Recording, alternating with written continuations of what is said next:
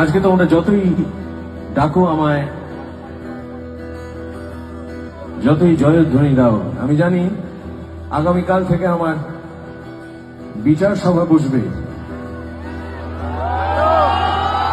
গতকাল 13 জানুয়ারি রবিবার কল্যাণী সেন্ট্রাল গ্রাউন্ডে একটি অনুষ্ঠানে গান শোনাতে এসেছিল বাংলার বিখ্যাত ব্যান্ড ফসিলস এবং অনুষ্ঠান শেষে হোটেলে ফেরার সময় ফসিলসের বিখ্যাত গায়ক জনপ্রিয় সঙ্গীত শিল্পী রূপম ইসলাম করলেন তার ভক্তদের সাথে অসভ্য আচরণ করলেন, বাবা মাকে তুলে অকথ্য গালাগালি জানিয়ে ক্ষুব্ধ নেট নাগরিকরা।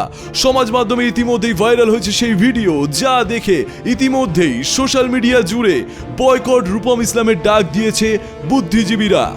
ওয়েট, এমনই সব খবর দেখতে পাচ্ছেন আপনারা সোশ্যাল মিডিয়ায়, ফেসবুকের ওয়ালে।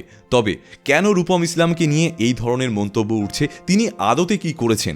ভাইরাল সেই ভিডিওটা আমরা একটু সূক্ষ্মভাবে দেখার চেষ্টা করি, তাহলে আমরা অনেক উত্তর, অনেক এক্সপ্লানেশন এই ভিডিও থেকে পাবো। ভিডিও শুরুতে দেখা যাচ্ছে রূপম ইসলাম খুব ক্লান্ত অবস্থায় তার হোটেলের দিকে এগোচ্ছেন। হয়তো তিনি মদ্যপ অবস্থাতেও থাকতে পারে। অনেক ফ্যানেরা তার সাথে সেলফি তোলার চেষ্টা করছেন। তার সাথে যারা আছেন তারা কিন্তু সবাইকে সরিয়ে দেওয়ার চেষ্টা করছেন। রূপম ইসলামকে একবার তাকানোর জন্য বলা হলো, তিনি তাকালেন। এবার তিনি গেট দিয়ে ঢুকে যাচ্ছেন, কিন্তু তার আগে আরও একটি সো কল্ড ফ্যান এগিয়ে রয়েছেন রূপমের সাথে ছবি তুলবেন বলে। তিনি একেবারে রূপমের গায়ের ধারে চলে গেলেন। তখনই ঠিক রূপম ইসলাম বললেন,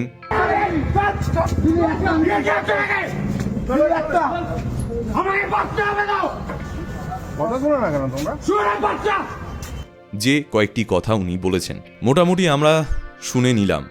তাহলে আপাত দৃষ্টিতে মনে হচ্ছে সত্যি অহংকারী রূপম ইসলাম, তার মধ্যে কোনো সভ্যতা জ্ঞান নেই। কিন্তু বিষয়টা কি এতটাই সরল, এতটাই সহজ যেভাবে আমরা দেখছি বা যেভাবে আমাদেরকে দেখানো হচ্ছে? না।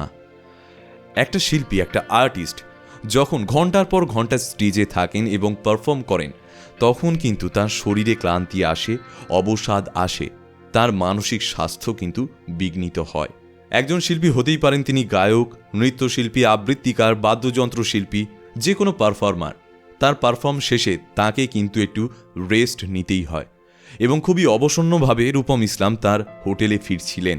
এর মাঝেও অনেক সময় শিল্পীর ব্যক্তিগত জীবনে, আর্টিস্টের ব্যক্তিগত জীবনেও অনেক সময় চড়াই উতরাই আসে। তাদেরকে কিন্তু সেই সমস্ত দিকগুলো ফেলে রেখেও অনুষ্ঠান করতে আসতে হয়।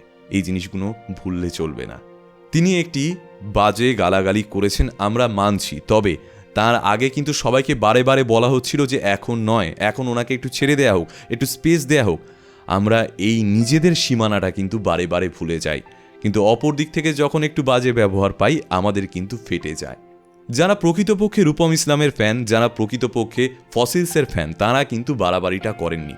তারা নিজেদের সীমানা, পরিধিটা বজায় রেখেছিলেন। তবে যাদেরকে এখানে দেখছেন, যারা নিজের সীমানা টপকে গিয়ে রূপমের সাথে ছবি তুলতে চাইছেন, তার কথা একবারও না চিন্তা করে, তারা কিন্তু কোনো ফ্যান নয় ফসিলসের বা রূপম ইসলামের। তারা হচ্ছেন সেই সো কল্ড ফ্যানেরা যারা রূপম ইসলামের সাথে ছবি পোস্ট করবেন সোশ্যাল মিডিয়ায় তাদের এবং নিজেদের রিচ বাড়াবেন। এরা কিন্তু বড্ড বেশি ভয়ঙ্কর। এরা কোনো পারফর্মার, কোনো শিল্পীর তোয়াক্কাই করেন না, শুধুমাত্র নিজেদের স্বার্থটুকুই বোঝেন।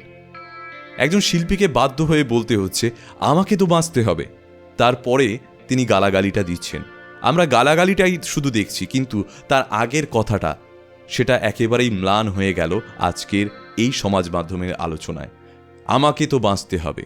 আমরা কিছু সময় আগে কে হারিয়েছি, তখন আমরা নানা জ্ঞানের কথা বলেছি, মেন্টাল হেলথের কথা বলেছি, একটা শিল্পীর কি কষ্ট হয় সেই দিকটাও তুলে ধরেছি। কিন্তু আজকে হঠাৎ আমাদের চেহারা সবার বদলে গেল, আমাদের পক্ষটাও বদলে গেল।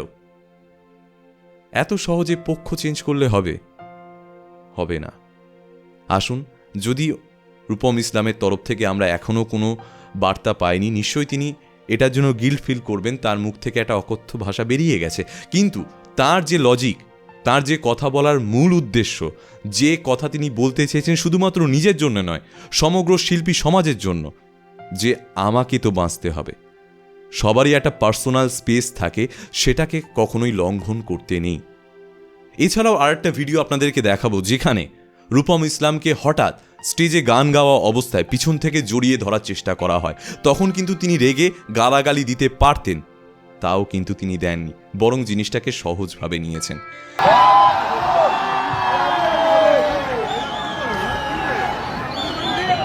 সবই ঠিক আছে, কিন্তু পড়ে যেতে পারতাম। তাই একটা ছোট্ট ঘটনা দিয়ে একটা মানুষকে জাজ করা কখনোই উচিত নয়। হয়তো তিনি সেই সময় তার টেম্পার হারিয়েছিলেন, আমরা সবাই হারাই, আমরা সবাই আফটারঅল মানুষ, দোষগুণ মিলিয়ে মানুষ। অন্যের শুধু ভালোটা নেবো, খারাপটুকু নিতে পারবো না, এমন করলে ভালোবাসার কোনো দরকার নেই। বা আমি রূপম ইসলাম বা অন্য যে কোনো গায়ক বা যে কোনো সেলিব্রিটির ভক্ত হিসাবে দাবি করাও ব্যর্থ। তাই আসুন আমাদের চিন্তা ভাবনাটাকে একটু পাল্টানোর চেষ্টা করি। এবং অবশ্যই যারা যারা রূপমের ফ্যান আছেন সবাইকে বলবো, এবং যারা এই ঘটনাকে সঠিক দৃষ্টিভঙ্গি দিয়ে দেখার চেষ্টা করছেন তাদেরকে বলবো ভিডিওটা যত বেশি শেয়ার করা যায় এবং মানুষের মধ্যে ছড়িয়ে দেওয়া যায়। এবং এমনই সব ভিডিও দেখার জন্য আমার পেজ অভিক পাল ফলো করতে ভুলবেন না। Thank you.